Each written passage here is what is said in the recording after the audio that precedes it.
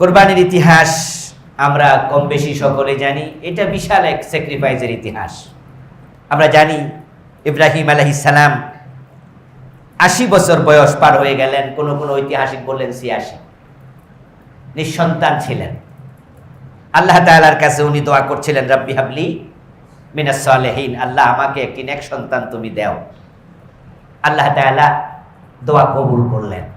ফাবাশশারনাহু বিগুলামিন হালিম। আল্লাহ বলেন, আমি ইব্রাহিমকে একটি অত্যন্ত ধৈর্যশীল প্রাজ্ঞ সন্তানের সুসংবাদ দিলাম, যাকে আমরা জানি তিনি হযরত ইসমাঈল আলাইহিস সালাম। ৮৬ বছর বয়সে সন্তান লাভ করলেন।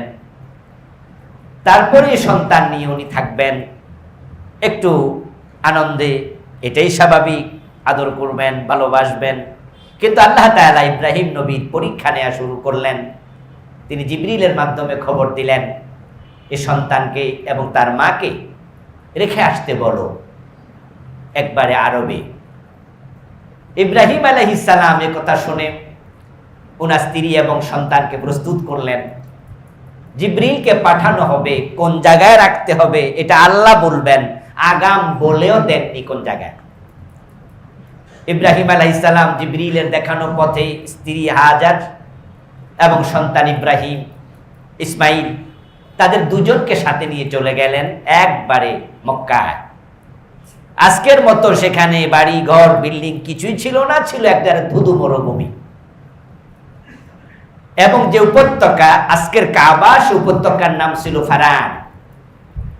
ওখানে একটু ঢালুভূমিতে উঁচু জায়গা, দুই পাহাড়ের মাঝখানে জায়গাটা দেখিয়ে জিবরিল বললেন, আপনার সন্তানকে এখানে রেখে আপনি চলে যান। ইব্রাহিম আলাইহিস সালাম তাই করলেন।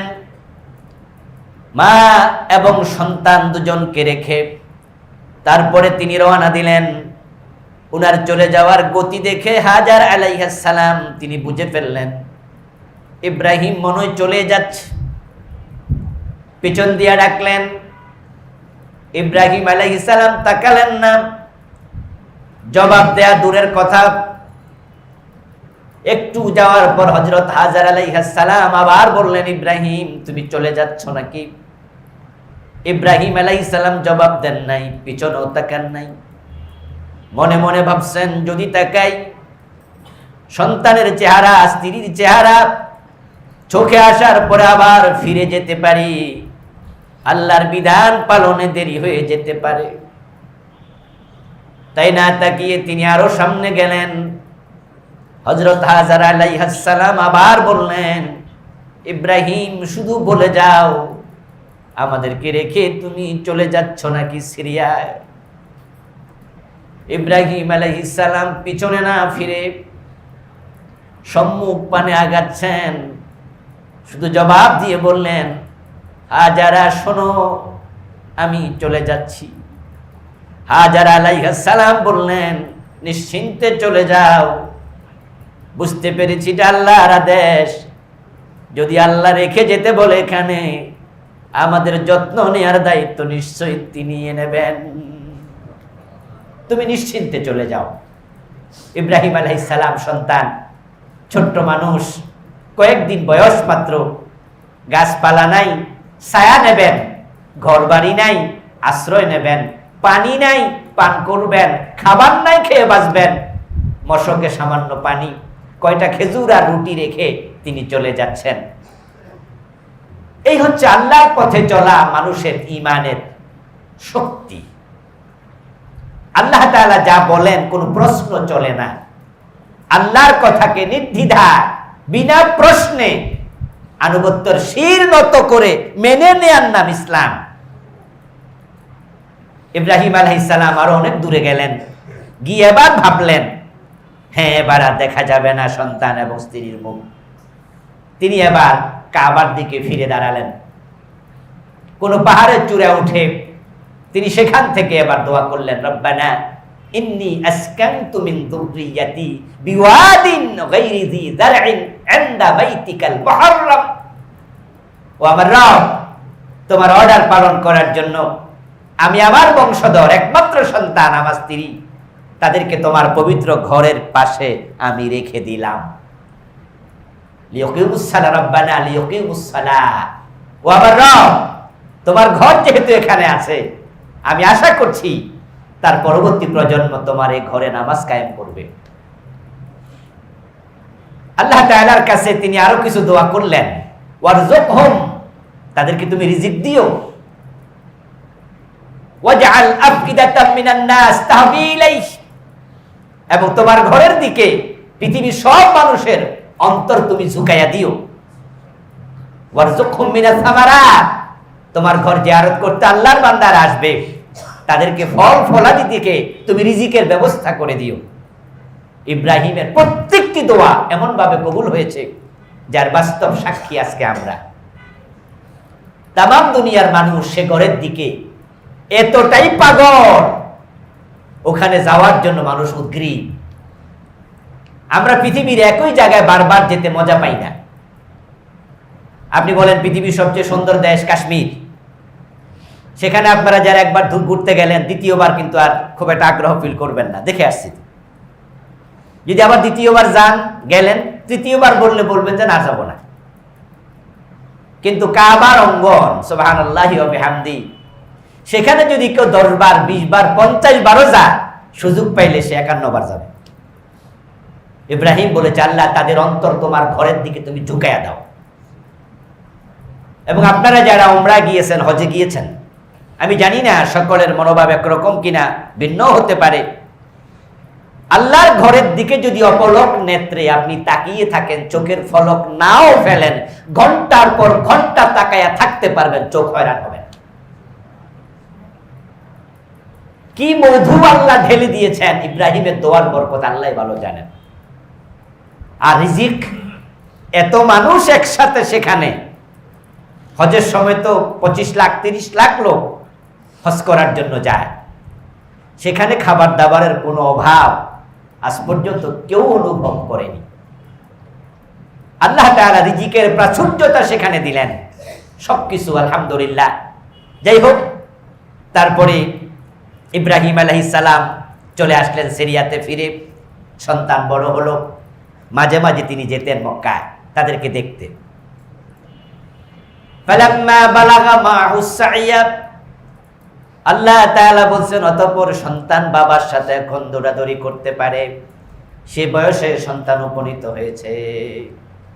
এই বয়সটা কত, এটা কোরআনে নাই। কোরআনে আল্লাহ বলছেন বাবার সাথে এখন দৌড়াদৌড়ি করতে পারে, এর মানে 9 বছর 10 বছর এরকম কম বেশি বয়স। এখন বাবা মক্কায় গেলে বাবার সাথে বাজারে যাইতে পারে, এখানে সেখানে যাইতে পারে। এই অবস্থায় একদিন তিনি স্বপ্নে দেখেন তিনি ইসমাইলকে জবেহ করছেন। যদি আমাদের দেশে কোনো কোনো আলোচনায় বক্তারা বলেন, অথবা কোনো কোনো ইতিহাসের বইতে লেখা আছে, তিনি স্বপ্নে দেখেছেন তাকে বলা হলো, তোমার প্রিয় বস্তু জবেহ করো, আল্লাহর রাস্তায় উৎসর্গ করো। এই স্বপ্নে দেখে তিনি 100 উট কোরবান দিলেন, এরকম কিছু ঘটনা আছে। এগুলোর আদৌ অস্তিত্ব নেই, বরং এই আলোচনাগুলো কোরআনের বিপরীত। কোরআনে সরাসরি আছে, ইন্নী আরা ফিল মানামি আন্নী আযবাহু। তিনি ইসমাইলকে বলছেন স্বপ্ন দেখে, ইসমাইল, আমি স্বপ্নে দেখেছি আমি তোমাকে জবেহ করছি। আমাকে বলা হলো প্রিয় বস্তু উৎসর্গ করো, আমি 100টা উট দিছি, এরকম কাহিনী নাই। ডিরেক্ট আমি স্বপ্নে দেখেছি তোমাকে জবেহ করছি। ইব্রাহিম আলাইহিস সালাম নবী, তিনি জানেন নবীদের স্বপ্ন হলো ওহী। সব নবীর স্বপ্ন ওহী। ওহী নাজিলের যে সূরত আছে, ক্রাইটেরিয়া আছে, শুধু জিবরিলের মাধ্যমে ওহী নাজিল হয় না, রাসূলুল্লাহ সাল্লাল্লাহু আলাইহি সাল্লামের উপর ওহী নাজিল হয়েছে 7 ভাবে, 7 রকমে। জিবরিল এসেছেন কোরআন নিয়ে, এটা হলো 7 রকমের মাঝে মাত্র 1 রকম। এছাড়া আরো 6 রকম আছে। আর জিবরিল আমিন শুধু কোরআন নিয়ে আসেন নাই, কোরআন ছাড়াও তিনি এসেছেন। কোরআনের আয়াতে কারিমা হলো 6234, যদিও 6666 এমন বর্ণনাও আছে। কিন্তু আজকে যে কোরআনের কফি মুসহাফ, সেখানে গণলে আপনি ৬৬৬৬ পাবেন না।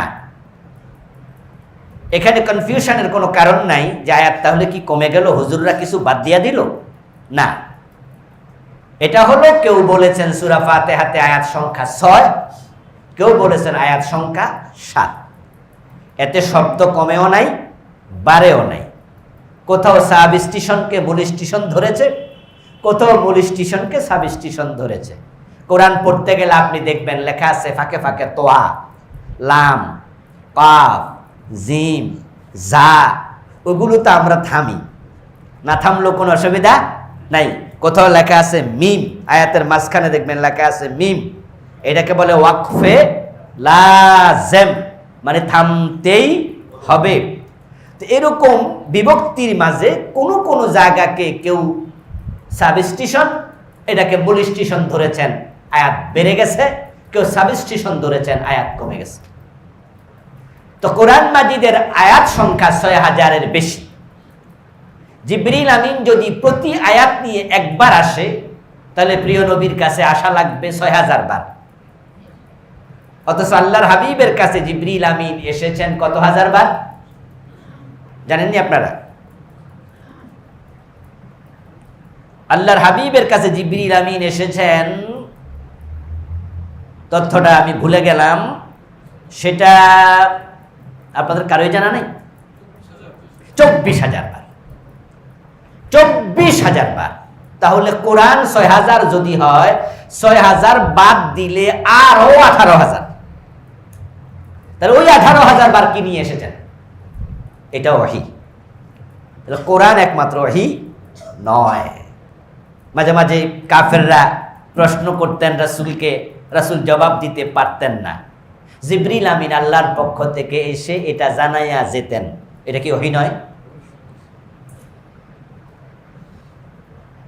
আল্লাহর হাবিব ঘুমিয়ে থাকতেন, এর মাঝে ঘুমের ভিতর ওহী আসতো, এটা স্বপ্ন যুগে।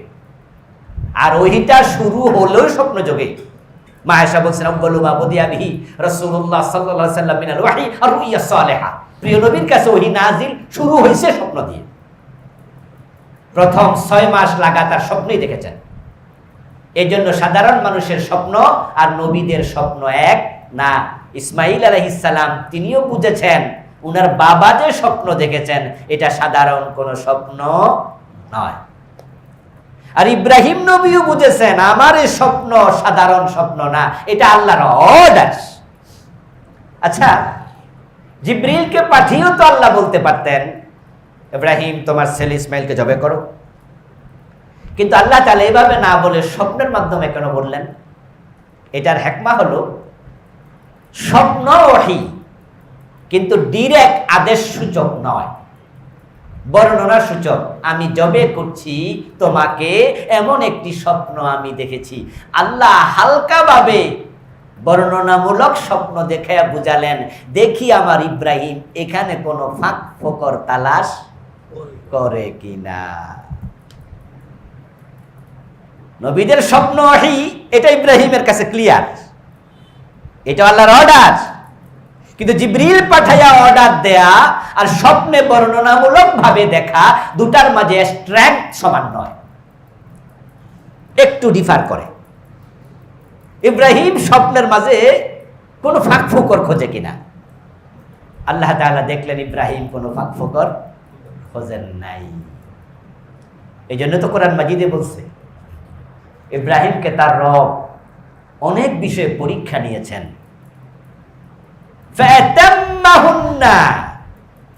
আল্লাহ আয়াতের রেজাল্ট ঘোষণা করছেন, ইব্রাহিম আমার নেয়া পরীক্ষার প্রতিটাতে ১০০তে ১০০ নাম্বার পেয়েছে। এটাও একটা পরীক্ষা ছিল, স্বপ্নে দেখায় কি করে। ইব্রাহিম আলাইহিস সালাম স্বপ্নে দেখলেন, সন্তান ইসমাইলকে জানালেন, তারপরে আবার বললেন ফানজুর মাযা তারা, ইসমাইল আমি জবে করতে দেখলাম তোমাকে, এখন তোমার কাছে পরামর্শ চাই, বলো তো এই ক্ষেত্রে তোমার মনোভাব কি, তোমার পরামর্শটা আমাকে একটু দেও। আল্লাহ বলছেন হঠাৎ করে ধরে নিয়ে ইসমাইলকে শোয়া তিনি জবে করে দেন নাই। এমনও তো হতে পারত ইসমাইলকে প্রস্তুত অবস্থায় জবাই করার জন্য শোয়াইয়া জবাই করা শুরু করলে তিনি বুঝতে পারতেন না কি হচ্ছে, দৌড় মারতে পারতেন। আল্লাহর বিধান পালনে ত্রুটি হয়ে যেত, ভুল হয়ে যেত, সমস্যা হতো। এই জন্য ইব্রাহিম আলাইহিস সালাম সন্তানকে জানায়া আগ থেকে মেন্টালি প্রস্তুত করে নিচ্ছেন। সন্তানকেও তিনি আল্লাহর বিধান মানার ক্ষেত্রে প্রস্তুত করছেন। ফানদুর মাযা তারা, তোমার মনোভাবটা বলো তো বাবা। ক্বালা ইয়া বাতি ফাআল মা তুমার সাতাজিদুনি ইনশাআল্লাহু মিনাস সাবিরিন। যেমন বাপ তেমন সন্তান। ছোট্ট মানুষ ইসমাঈল আলাইহিস সালাম, এখনো তিনি বালেগ হন নাই। বাবার সাথে দৌড়াদৌড়ি করে, 9-10 বছর 11 বছর বয়স, ছোট মানুষ, কিন্তু বুঝ কত বেশি। শোনার সাথে সাথে সময় নেন নাই। যাব্বা একটু চিন্তা করি, একটু ভাবি, কালকে বলবো না, সাথে সাথে বললেন ইয়া আবাতি, হে আমার প্রিয় পিতা, হে আমার প্রিয় পিতা। আবি বলে না, আবাতি। বাবাকে সম্বোধন করার সবচেয়ে সফট রীতি, সফট সম্বোধন আরবিতে হলো আবাতি। সন্তানকে সবচেয়ে কোমল ভাবে সম্বোধন করার আরবি রীতি হলো বুনাইয়া। ইবনুন মানে ছেলে, ইবনি মানে আমার ছেলে, আর বুনাইয়া মানে আমার কলিজার টুকরা ছেলে, প্রিয় ছেলে। আবি মানে আমার বাবা, আর আবাতি মানে আমার প্রিয়তম বাবা। বাবা বলছে আমি জবে করব, ছেলে বলতো এই পাষাণ বাবা, নিষ্ঠুর বাবা। এটা হলো না ঠিক আছে, কি বলেন আপনার মতো নিষ্ঠুর কেউ হয়, আমরা জবাই করে দেবেন? কিন্তু ছেলের জবাব হচ্ছে ইয়া আবাতি, ও আমার কলিজার টুকরা প্রিয়তম বাবা, ইফআল মা তুমার। আপনাকে স্বপ্নে যে অর্ডার দেয়া হয়েছে সেটা আপনি পালন করুন, নির্দ্বিধায় পালন করুন। সাতাজিদুনি ইনশাআল্লাহু মিনাস সাবিরিন। আপনি নিশ্চিন্তে থাকেন, ইনশাআল্লাহ আমি ধৈর্যশীলদের অন্তর্ভুক্ত হব। এই কাজ পরিপালনে আমি আপনার সহায়ক হব, আমি আপনাকে হেল্প করব, আপনি আপনার কাজটা করুন। প্রিয় ভাইরা, ইব্রাহিমের মতো বাবা, ইসমাইলের মতো সন্তান আমাদেরও হওয়া উচিত। ইব্রাহিম আলাইহিস সালাম আমাদেরও বাবা। ইসমাইলের যেমন তিনি বাবা, তিনি মুসলিম হিসাবে আমাদেরও বাবা। মিল্লাতা আবিকুম ইব্রাহিম হুয়া সাম্মাকুমুল মুসলিমিন। আমরা মুসলিম, আল্লাহ বলে জাতির বাবা মুসলিম, মিল্লাতের বাবা ইব্রাহিম। উনি যে আচরণের, যে চরিত্রের, আমাদের আচরণ চরিত্র ইসলামের সাথে এমনই হওয়া উচিত। ইন্নী জাইলুকা লিন্নাসি ইমামা। উনার চারিত্রিক গুণাবলীর কারণে আল্লাহ কোরআনে বলছে, ইব্রাহিম, বিশ্ব মানবতার জন্য আমি তোমাকে নেতা বানিয়ে দিয়েছি। নবী মুহাম্মদ সাল্লাল্লাহু আলাইহি সাল্লামকে বলেছে আপনি ইব্রাহিমের অনুসরণ করুন, মিল্লাতা ইব্রাহিম হানিফা, আই খুজ মিল্লাতা ইব্রাহিম হানিফা। আপনি নবী মুহাম্মদ ইব্রাহিমের দর্শন আপনি লালন করুন, ইব্রাহিমের চিন্তা চেতনায় আপনি নিজেকে উজ্জীবিত করুন। কোরআনে অসংখ্য জায়গা আমাদেরকে বলা হয়েছে ইব্রাহিমের মিল্লাতকে আঁকড়াইয়া ধরো। ইব্রাহিম আলাইহিস সালাম সন্তানকে সাথে নিয়ে গেলেন মিনায়, জিবরিল আমিন পথ দেখালেন এবং সেখানে তিনি জবাই করতে তিনি শুরু করে দিলেন। যখন ইব্রাহিম আলাইহিস সালাম সন্তানকে শুইয়ে দিলেন, জবাই শুরু করলেন, ওয়ানাদাইনাহু ওয়া ইব্রাহিম قد صدقت الرؤيا إنا كذلك نجزي المحسنين। আল্লাহ নিজে বলছেন, শোনাচ্ছেন আমাদেরকে। ইব্রাহিম সন্তানকে শুইয়ে দিল, জবে শুরু করলো। এবার আমি ডাকলাম, ও ইব্রাহিম, قد صدقت الرؤيا। আর লাগবে না, দ্যাটস এনাফ। বরং স্বপ্ন যা দেখেছিলেন আমি আল্লাহ ঘোষণা দিলাম স্বপ্নের বাস্তবায়ন হয়ে গেছে। আমি ওটুকুই চাইছিলাম, আর লাগবে না। তুমি 100% প্রস্তুতি নিয়েছ, তোমার সন্তান শুয়ে গেছে, জবে শুরু, এনাফ, তুমি থেমে যাও। ইব্রাহিম আলাইহিস সালাম আল্লাহর আওয়াজ শুনে সন্তানকে জবে করা বন্ধ করে উপরের দিকে তাকালেন। তাকিয়ে দেখেন উনি ঠিক যে জায়গায় ছিলেন এর উপরে পাহাড়ের চূড়ার মাঝে জিবরিল আমিন দাঁড়ায় আছে। উনার হাতের মাঝে গলায় রশি বাঁধা একটি দুম্বা। ওয়া ফাদাইনাহু বিযিবহিন আযীম। আল্লাহ তাআলা বলছেন, আমি ইসমাইলের জায়গায় একটি জান্নাতি পশু বড় মাপের কোরবানি আমি পাঠিয়ে দিলাম। বললাম তুমি এই পশুটাকে কোরবানি করো, এটাই ইসমাইলের কোরবানি হিসাবে আমি আল্লাহর কাছে গৃহীত হবে। ইব্রাহিম আলাইহিস সালামকে আবার বলছেন, ইন্না কাযালিকা নাজিজিল মুহসিনিন। এই জাতীয় বিপদে মুসিবতে বড় বড় পরীক্ষা যখন আসে, আমি তোমার কাছে দুম্বা পাঠাইয়া ইসমাইলের জায়গায় দুম্বাকে শোয়াই দিয়ে শেষ করি না। কাযালিকা নাজিল মুহসিনিন, ভবিষ্যতেও যত ভালো মানুষ, তোমার মতো চিন্তাওয়ালা মানুষ, তাদেরকে আমি অনুরূপ প্রতিদান দিতেই থাকব। এই জাতীয় প্রতিদান পাওয়ার জন্য আমি আল্লাহর পক্ষ থেকে বড় কিছু অর্জনের জন্য তোমার মতো মানসিকতা লালন করতে হবে। সাহাবায়ে কেরাম রাসূলুল্লাহ সাল্লাল্লাহু আলাইহি সাল্লামকে প্রশ্ন করলেন, ইয়া রাসূলুল্লাহ মা হাযিহিল আদাহি। আহা, ইব্রাহিম তো কুরবান করেছে তার সন্তানকে, এর পরিবর্তে পশু আমরা কেন করব?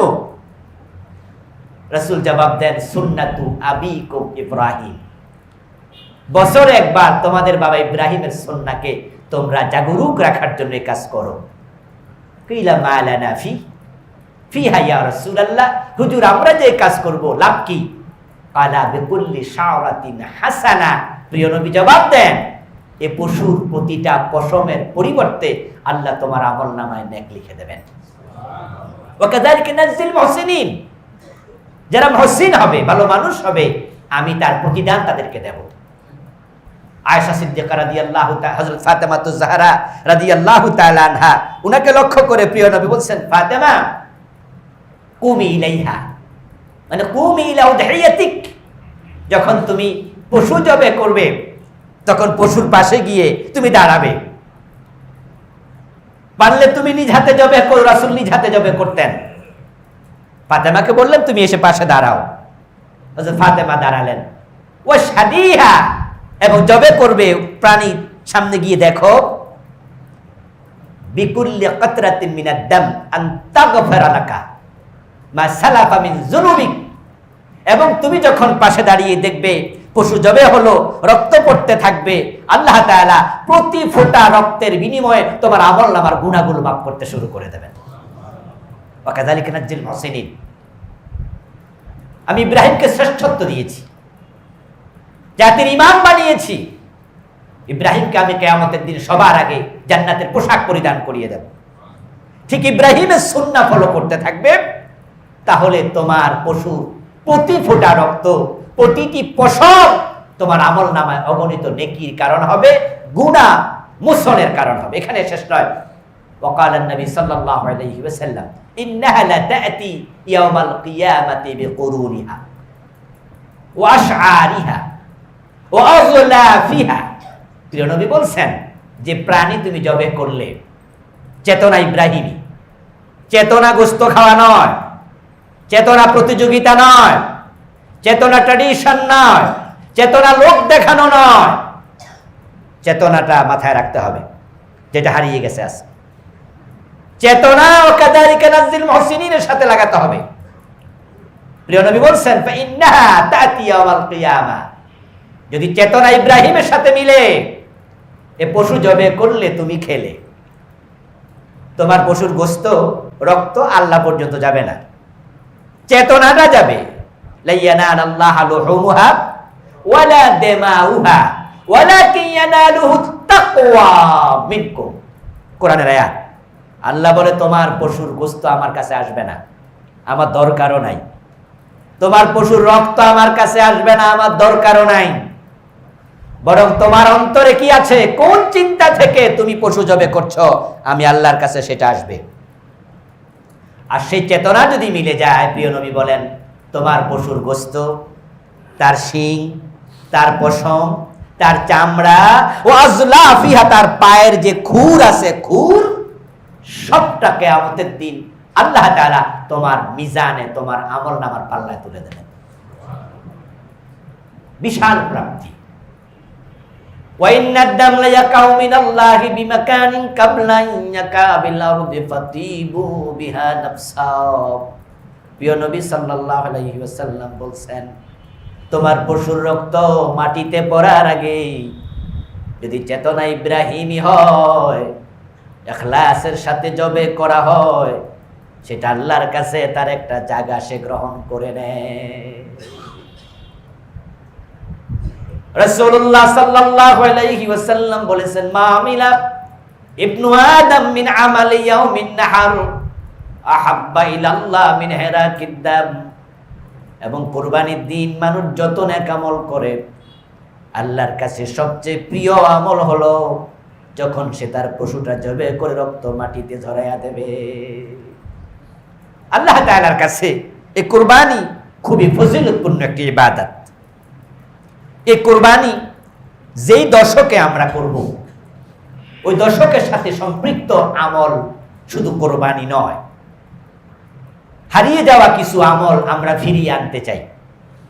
রমাদান মাসে আমলের ব্যাপারে যতটা উৎসাহ এই মিম্বারগুলো থেকে দেয়া হয়, আলেম ওলামারা টেলিভিশন চ্যানেল বলেন, স্বাভাবিক ওয়াজ নসিহত বলেন, রমাদানে যত বেশি আমলের উৎসাহ দেয়, আমরা অন্য কোনো মাসে ততটা আমলের প্রতি উৎসাহ দিতে দেখি না।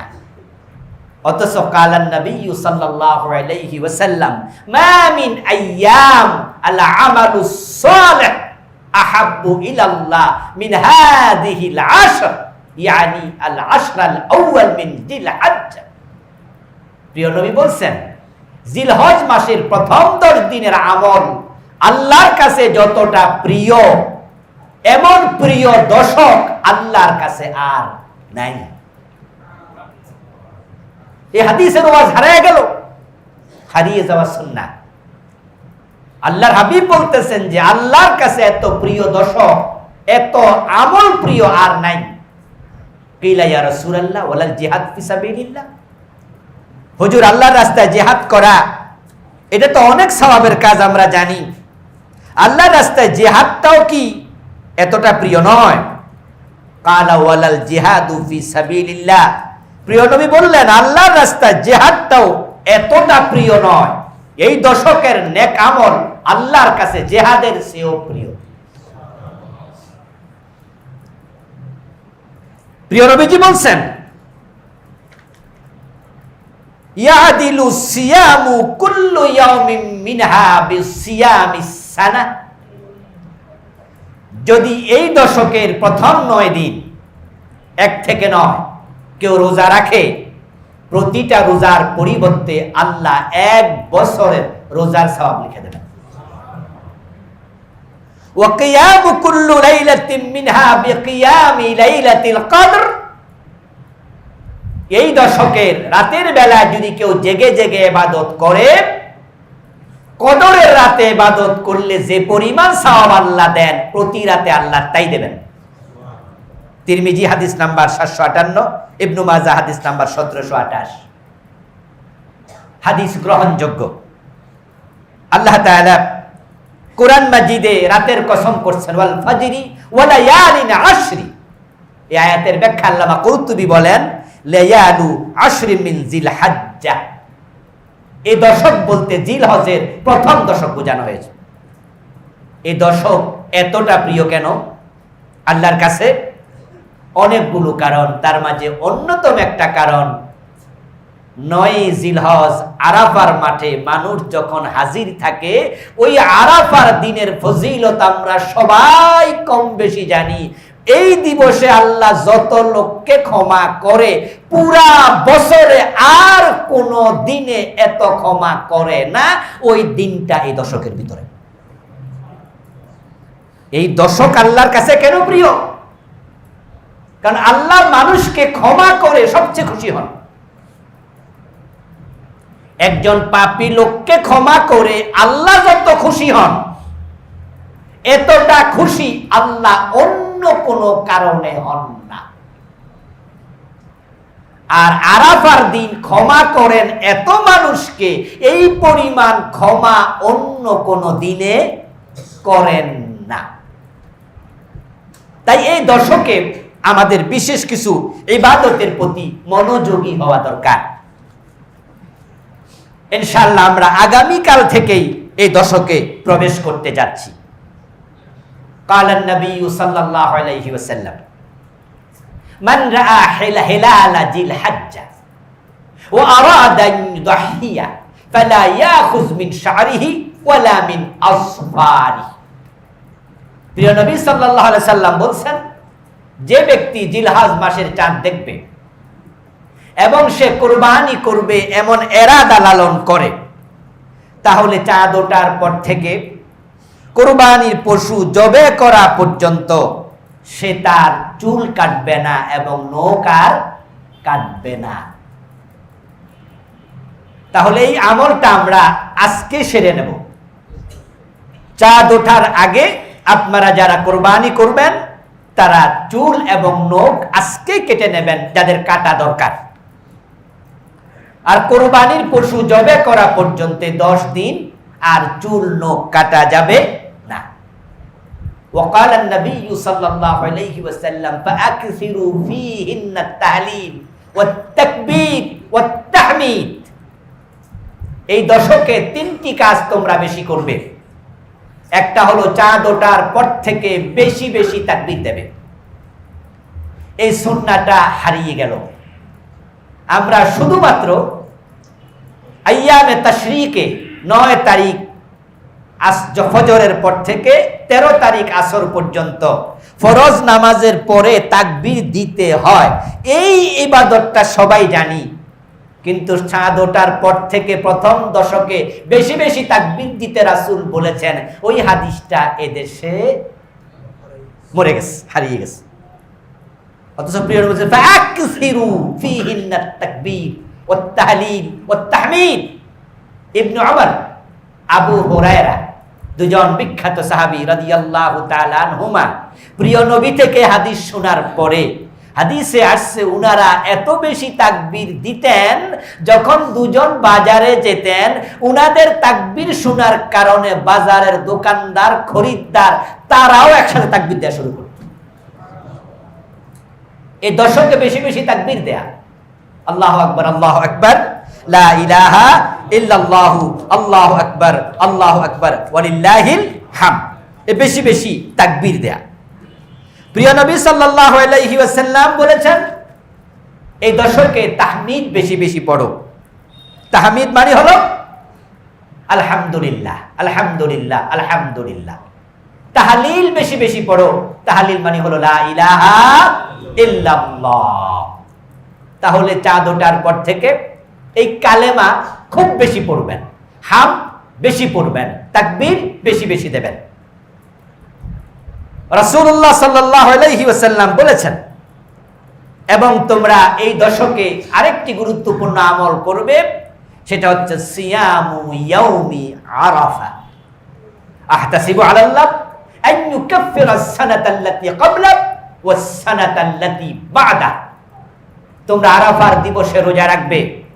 সে দিবসের রোজার কারণে আমি নবী মুহাম্মদ আশা করছি আল্লাহ 1 বছর আগের 1 বছর পরের সব গুনাহ মাফ করে দেবে। যারা আরাফার মাঠে হাজির থাকবে তাদেরকে আল্লাহ ক্ষমা করবেন ওই মাঠের রোজারির কারণে। আর আমরা যারা আরাফার মাঠে থাকবো না, আমাদেরকে ক্ষমা করবেন সেদিন রোজা রাখার কারণে। এই রোজাটা আমরা 9 তারিখ রাখবো না 8 তারিখ রাখবো, এটা নিয়ে আলেমদের মাঝে একটু দ্বিধা বিভক্ত মতামত পাওয়া যায়। একদল আলিম বলছেন, বাংলাদেশে যদি আমরা সৌদি আরবের আরাফা ফলো করি তাহলে রোজা রাখতে হয় 8 তারিখে, কারণ আমাদের যেদিন 8 তারিখ, সৌদি আরবে সেদিন 9 তারিখ। তাহলে আরাফার দিবস যদি সৌদিটা দেখে আমরা রোজাটা রেখে ফেলি তাহলে রোজাটা একদিন আগে হয়ে যায়, 8 তারিখে হয়ে যায়। তাই তারা বলছেন যে না, আমরা সৌদি আরবের আরাফা ফলো করব না, বরং আমরা জিলহজের 9 তারিখ আরাফা, ওই 9 তারিখ ফলো করব। তাই তারা বলেন যে আমরা 9 তারিখ হিসাবে রোজাটা রাখতে চাই। আরেক দল আলেম বলেন 9 তারিখ পাওয়া গেল কিন্তু আরাফার দিবস তো আর থাকলো না, আরাফা তো একদিন আগে চলে গেল। তাই তারা বলেন যে না, সৌদি আরবে যেদিন আরাফা সেদিন রোজা রাখেন। তাহলে বাংলাদেশে কয় তারিখে রাখতে হবে? 8 তারিখ। দু দলের পক্ষে দলিল সমান। যারা বলছেন আরাফার দিবস, তারা বলছেন যে দিবস তো আমরা দেখতে পাচ্ছি আগামী শনিবার, মানে হলো কালকের পরের শনিবারের পরের শনিবার, যেদিন হজ, আল হাজ্জু ইয়াউমু আরাফা, তো হজ তো এবার শনিবারে, সেটাই তো আরাফার দিবস। কিন্তু আমরা 9 তারিখ তো পেলাম না, 9 তারিখ হবে রবিবার। তো দুই পক্ষের যেহেতু দলিল আছে, সমাধান কি? সমাধান হলো রাসূলুল্লাহ সাল্লাল্লাহু আলাইহি ওয়াসাল্লাম 1 থেকে 9 তারিখ লাগাতার 9 দিনে রোজা রাখছেন। তাহলে যদি 9 দিনে রোজা রাখা সুন্নাহ হয়, তো 8 এবং 9 আপনি কমপক্ষে 2 দিন রাখেন, তাহলে আপনার কনফিউশন থাকার আর কোনো সুযোগ নাই। এটা আপনি করতে পারেন। অথবা আপনি শুধু আরাফার দিবস রোজা রাখার সুযোগ আপনার আছে। কালান নবী সাল্লাল্লাহু আলাইহি ওয়াসাল্লাম আফদালু আইয়ামিদ দুনিয়া আইয়ামুল আশর, দুনিয়ার মাঝে যত দিন আছে এই দশকের দিনগুলো হলো আল্লাহর কাছে সবচেয়ে সেরা দিন। এজন্য নফল ইবাদত বাড়িয়ে দেবেন, অন্যান্য ইবাদত করতে থাকবেন। কুরবানির সাথে সম্পৃক্ত মাসালা আমরা এই জুমায় বলার সময় পেলাম না, যেহেতু আমাদের হাতে আরো একটি জুমা আছে, তাই আমরা ঈদুল আজহার গুরুত্ব তাৎপর্য নিয়ে কিছু বললাম, আর এই দশকের কিছু আমল আপনাদের জানাইয়া দিলাম। আর দুই একটি কথা এই জন্যই বলবো, যেহেতু অনেকেই আমরা ইনশাআল্লাহ হয়তো আগামী শুক্রবারের আগেই পশু কিনে ফেলবো, এই জন্য মৌলিক দুই একটি মাসালা বলে বাকি সবগুলো মাসালা আমরা পরের জুমার জন্য রেখে দিলাম। 1 নাম্বার যেটা বলবো এখন, সেটা হচ্ছে শরীকে কোরবান দেবেন কিনা। শরীকে কোরবান দেয়া নিয়ে একদল আলেমের ইদানিং নেগেটিভ মন্তব্য ইউটিউব চ্যানেলে বিভ্রান্তি ছড়াচ্ছে। তারা বলছেন যে শরীকে কোরবান দেয়া যাবে না, হবে না, শুধুমাত্র হজের সময় কোরবান যেটা হাদি দামে শকার সেটাই দেয়ার হাদিস আছে, তাই তারা বলছেন শরীকে কোরবান দেয়া যাবে না। এ বিষয়ে আমাদের মতামত আমরা বলছি, কালান নবী সাল্লাল্লাহু আলাইহি ওয়াসাল্লাম আনিল বাকারাতে সাবআ ওয়া আনিল জাজুরে সাবআ। আবু দাউদের হাদিস, প্রিয় নবীজি বলেছেন একটি গরু একটি ওটে 7 জন পর্যন্ত শরীক হতে কোনো বাধা নাই।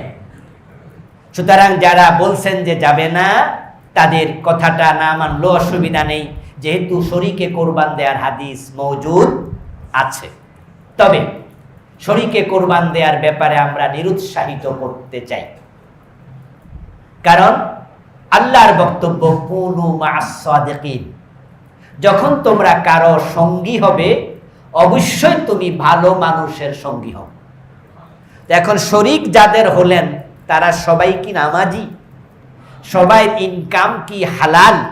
এই বিষয়গুলো নিয়ে কিছুটা দ্বিধাদ্বন্দ্ব থাকার অবকাশ আছে।